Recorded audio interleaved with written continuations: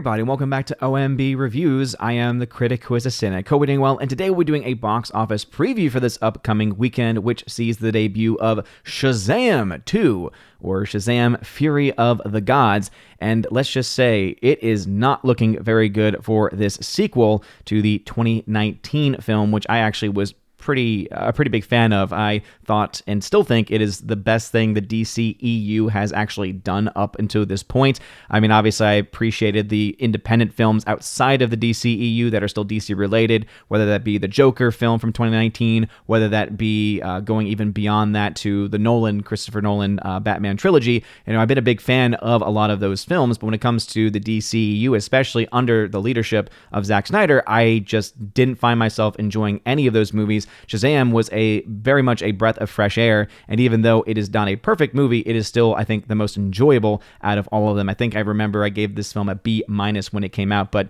yeah, let's just say it is not looking good. Expected to only make $85 million in its opening weekend, only $35 million of that coming from the domestic, so one of the worst box office openings for a superhero movie, especially in a very long time, and I think the only film at this point that is doing much worse than this movie would be Ant-Man and the Wasp: Quantumania, which is not expected to do anything better. So before going any further, though, and we'll talk about this in some other films too, and also, of course, compare this to the original as far as the projections are concerned, and talk about some ticket sales as well. Please make sure you smash that like button, lap that fire button if you're watching over on Odyssey, and smash the rumble button as well. Also, make sure you are subscribed to the channel with the bell notification on. That way you know every time a video or live stream goes live on the channel. So, of course, the big story is $85 million opening debut, and it says it could strike $85 million, implying as if it was somehow a good thing, but even they cannot hide the true story of what's going on with this movie. As it says here, New Line's COVID-delayed DC sequel, Shazam Fury of the Gods, finally will hit theaters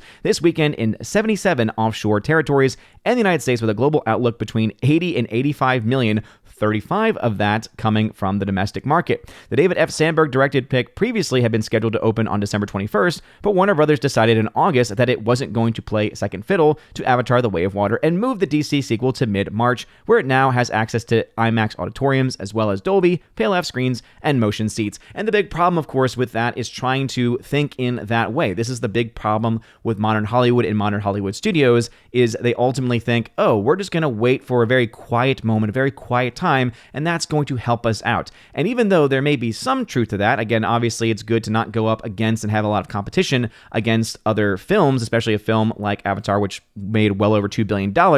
It's still a bad marketing strategy, because what it does is it allows more people the ability to not only look at your trailer more, but also it means you have to spend more time marketing your movie, which means overall your marketing costs probably go up even just a little bit, even if only just slightly, because you're spending more time marketing it. And then also, you are still assuming that people are actually going to want to go see your movie. And I think that when you are putting more time between when a film is announced and when it is actually released, giving more people the time to actually think about it and to actually break things down, it's ultimately going to lead to a situation like this where, hey, I was actually excited for a Shazam sequel. If they had just announced, hey, we're going to do the sequel, we're going to do a very brief teaser trailer for this, and we're going to do a general trailer as well, but not show you all that much, especially not all that much CGI. We're not going to try to, kind of try and tie you in with the most recent marketing strategy, which is, hey, let's show them that, actually Wonder Woman's going to be in this movie. Again, that's something that has been released in the trailers as well.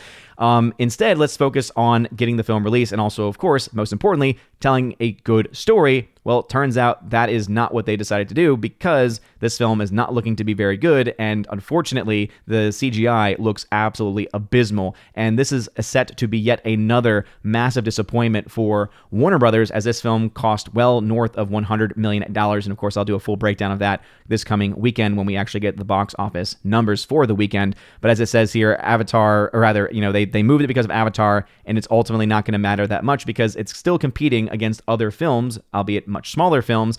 And then next week, you have John Wick coming out, which is going to eat up any of the theater space that this possibly could have. It goes on to say the total theater count for Friday is north of 4,300 screens. Oh boy, that per theater ratio is going to be terrible. Previews start at 3 p.m. Thursday at 3,400 screens. The LA premiere of the movie, starring Zachary Levi, Helen Mirren, Lucy Liu, and Rachel Zegler, is tonight, but Sandberg won't be attending as he tested positive for COVID. I see, we're still playing that game. Families turned out for the first movie at 27%, and word is they could rep even more this time around at 50%.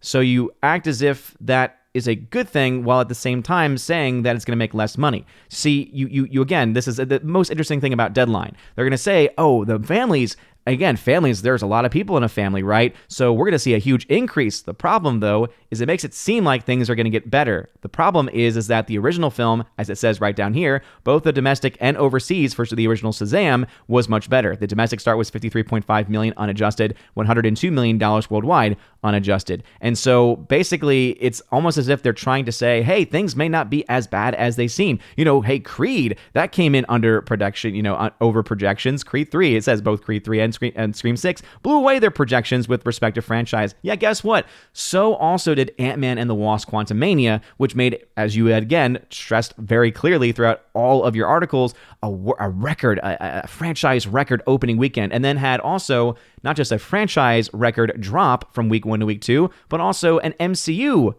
record drop from week 1 to week 2 because it wasn't a good movie. And I'm not trying to say that this film is bad because I have not seen it yet. Just based on everything that we're getting from it, I don't see how it can be as good as the first film because the CGI, I can already tell, looks pretty just darn, trashy. What's also important is that they are leaving out a lot of key details, which is this fact right here.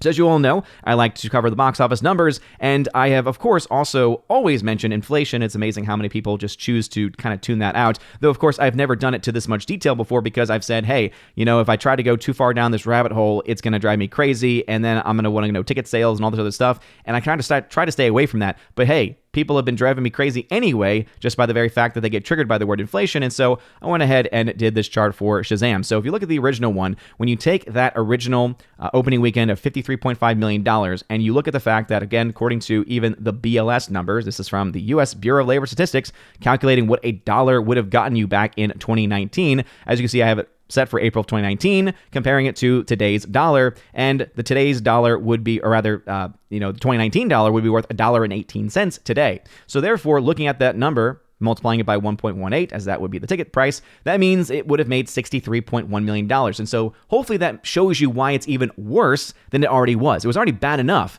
when we were dealing with the number at 53 million, but jumping up another $10 million to give you an actual what it would be in today's terms is also just incredibly terrible for this movie. Not to mention if you actually compare the overall ticket sales as well. In 2019, again, using that same adjusted number for inflation, and then also taking the average ticket price, which according to various sources was $9.16, and then adjusting that for today's dollars too, that would be as if the film were to sell 5.8 million tickets today. Right now, they are projecting the film to make only $35 million, meaning they're only projecting the film to make 3.5 million ticket sales. So not only do you see the huge, vast difference between the two films when you, again, have those proper numbers there, you also have the huge difference in ticket sales. So this film is going to be selling a lot less tickets. And this is something that I've been trying to get at for a lot of other films that I've been mentioning too. And hopefully this movie and a movie like this is able to make it seem a little bit easier to actually track. I also went ahead and adjusted the total box office for this film's worldwide numbers, again, adjusting that for inflation. We're looking at $429 million what the first film made. The total number of tickets sold was around 39.6 million tickets, which actually is very much on the low end compared to some of the other big films of the year. Again, Shazam, just like Ant-Man, is not a very big franchise, but still, it was able to make enough money to make its money back, and was also a very fun film that I think a lot of people enjoyed on the, again, once it came out on physical media. Get about $30 million reported sales there from the physical media release of the movie. But regardless of any of that, it is interesting to see where these numbers stand because, yes, and if you're talking about this film making 2 million, selling 2 million less tickets, and this is, of course, using the average of a $10 ticket. As I've mentioned in previous videos, there are some articles that point to the fact that there actually is, right now, there is actually a good chance that the average ticket sale, especially when you think about how many people are going to see this film opening weekend in IMAX, in Dolby, right, in all those PLF screens that were just mentioned in the article from Deadline, that would raise that average ticket price up, right? When we talk about the original Shazam, that film also had that to a certain extent, but again, unfortunately, because we don't have the gift of knowing exactly what things were at that time, I wish that we did, even if it was only a few years ago, I could give a more accurate number because that overall total for that ticket might actually be less. But in general, when we're talking about this, it makes it even worse because then you're talking about around 3.1 million tickets actually being sold for this movie if you use the $11. Now, let's say you're going to be fair to this movie and put it on the same playing field. Say, you know what, let's say the average ticket price is going to be ultimately the same number there. So let me actually go ahead and, again, make sure that that's equal there. You're still looking at a $2 million ticket, rather 2 million ticket difference between the two. So not a very good look. Not very good at all for this one. Going to Box Office Pro numbers just to show you again the difference between how these methodologies work. It's again $35 million is what is being projected for Fear of the Gods domestic opening weekend. Of course, $85 million being the total international numbers there. But looking at Box Office Pro, they had originally put this at around $37 to $46 million in their long range forecasting, but even they had to adjust that down to 32 to 42. So a drop of 20%. Their long range to overall domestic total drops it to $77 to $110 million. I think this film will struggle. If it's opening at 35, it's going to struggle to be able to cross $100 million. And for, again, Warner Brothers, this is a yet another terrible showing at the box office. And this is a movie, too, where if you look at the first film, the vast majority, or at the very least, a decent amount of the film, and the film's money was made in the domestic marketplace. And so for it to barely get to $100 million, for it to only make about 60 million or so internationally, about 50 to 60 million internationally opening weekend, we're looking at a situation here where it's in a very, very bad spot. Again, the domestic share is around 38.6% versus the worldwide numbers. That first film also cost around $85 million, again, 4.3 times its budget, making it able to make its money back and also make some profits. We're not seeing that, or we're not likely going to see that with the upcoming Shazam film. So I want to talk a little bit about John Wick Chapter 4. We will, of course, get better numbers on this, so I'll do a fuller breakdown comparing this to the other John Wick films, as I'm very excited. This is my most anticipated film of the year, but right now those numbers have not changed. According to Box Office Pro, at the very least, they're projecting the film to open to 49 to 64 million, 130 to 182 million when all is said and done. And again, I'll break down whether that's a good thing or not for that franchise in a future video. Dungeons & Dragons is early numbers right now, 21 to 30 million opening with 52 to 90 million dollars. I imagine this film probably costs a crap ton of money, so that's not looking all that great. Amazon Studios has a release of a film called Air, so take that for what it's worth. And then, of course, we also have the Super Mario Brothers, $71 to $105 million. And the total domestic that they have right now that they're projecting for it is roughly on average around $350 million or so. And because that is the number, because that is what it's going for, that's why I am still very much believing that the Super Mario Brothers film will be a success. Again, that is a very good number domestically, because Lord knows that the international number is going to be very impressive for it. But this is also ultimately why I do not think the film will be able to get to $1 billion. Now, let me try and see if I can maybe find just some examples and some references as to why I'm still holding to that. So let's go to Minions, and let's go to Minions Rise of Gru. And in fact, let me go ahead and use Minions Rise of Gru. And again, we like to do this live just to show y'all how these things work and how I come to these conclusions. So if you go ahead and take these numbers, you adjust these numbers for inflation, and you look at the overall total. So the domestic total for Minions Rise of Gru was $369 million. The original Minions was $365 million. And you notice the difference and the drop between Minions from 2015's international versus the 2022 numbers. And that's why Minions Rise of Gru was not able to get to $1 billion. It did very well. Again, this film did very, very well. But if you go ahead and compare that to what we're seeing in the long-range forecasting for this movie, if the average for what they're thinking is $350 million, so let's say this film does average as far as the legs are concerned. That depends on whether the film is good or not. We don't know that. That would put this film beneath that of Minions and Minions Rise of Gru, right? Even with the adjusted for inflation numbers. And this is, of course, not using the current metrics. And so then you would take into account, okay, if it's going to fall beneath that number, could we also potentially see it drop beneath the international number? Some might argue, well, China might show up very big for it. Japan might show up very big for it as well. And that might be true, but we just don't know at this point in time. And so because of that, all I can do is go based off of the domestic numbers. And right now, if I'm looking at the $350 million, I'm looking at films from similar studios, comparable numbers here, and I'm looking at a potential, again, I don't see any film really getting back to a point like this, where the original Minions from 2015, because the international market's just not the same as it used to be, of $821 million, I don't see that really showing up for an animated film at this point in time, at least based on the numbers that I am seeing in front of me. But that's, again, just my own personal take on it. And so what are y'all's thoughts about this? Do you think, again, kind of the second question would be, do you think that Mario is going to make $1 billion? Again, do I think it's possible? Sure. Do I think it's likely? At this point, no. I'll have to wait for more numbers to come out. And of course, we are still a little less than a month away from that release, and so these numbers will update. But the big story, of course, and the main question is, what are y'all's thoughts about Shazam? I have my ticket to go see this thing Friday, one of the early showings on Friday, and so I will be getting back to y'all with a review. I hope it's good. It would have been on my most anticipated movie list until they actually released the the trailers for it, and it just does not look good at all. But let me know your thoughts about this and anything else I mentioned in the comment section down below. If you like this video, smash that like button, like the fire button, honestly, smash the rumble button. You're all amazing and beautiful people. Hope you all have a wonderful rest of your day. And as always, God bless.